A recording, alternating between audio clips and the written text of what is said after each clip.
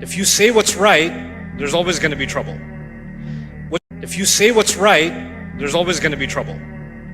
What you're really feeling, if you express it, you're going to have real problems in your family. That's why a lot of times your family tells you, shh, don't say anything, okay? Don't say anything. Because if you say something, it's going to make a real problem. It's better just to be quiet. It's better not to speak up. Everybody around the world gets this advice. If you know what's good for you, shut up. Don't say anything. Don't talk about it. You know they get very upset. You know how your uncle gets. You know how your brother gets. You know how your mom gets. You know your mom has a heart condition, right? You want to kill her? Do you want to kill her? I don't want to kill her. Then shut up. Don't you know about sabr? You should have sabr. And we made a new definition of sabr that's not from Islam. Our new definition of sabr is shut up. Right? That's the new definition of sabr. So if something is wrong, don't say anything. Do what instead? Do sabr instead. Allah says, وَتَوَاصَوْا بِالْحَقِّ وَتَوَاصَوْا بِالصَّبْرِ. First you speak the truth, then you have sabr.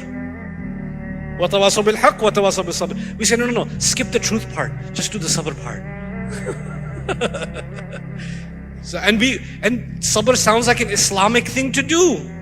So here we are violating the Quran, ignoring its principle of actually speaking the truth, saying the right thing, and then we're calling it sabr, which is, again, the whole point of sabr in the Quran is when you speak the truth, you will face difficulty, and when you face difficulty, you have to have sabr, and when you have sabr, you will speak the truth again, and things will get more difficult, and then you have to have sabr again, and then you have to speak the truth again, and things will keep getting harder and harder, and Allah is with you. وَتَوَاصَوْا بِالْحَقِّ وَتَوَاصَوْا بِالصَّبْرِ.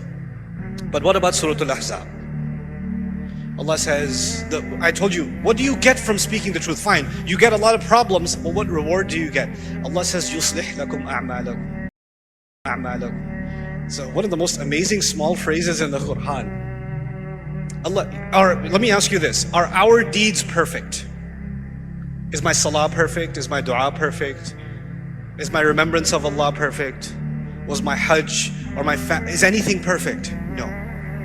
Allah says, if you do this one thing, I will take your imperfect actions and I will consider them perfect.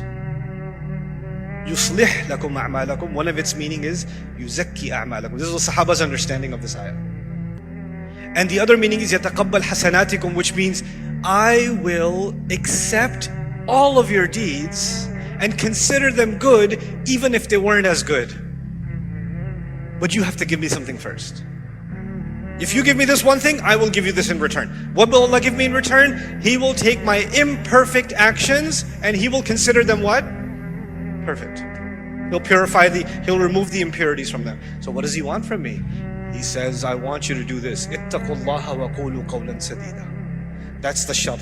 يصلح لكم أعمالكم is the jawab al-shart. What's the condition? The condition is be mindful of Allah. Be mindful of Allah. And while being mindful of Allah, say things that are straightforward. Speak in a straightforward way. Speak in a way that is right.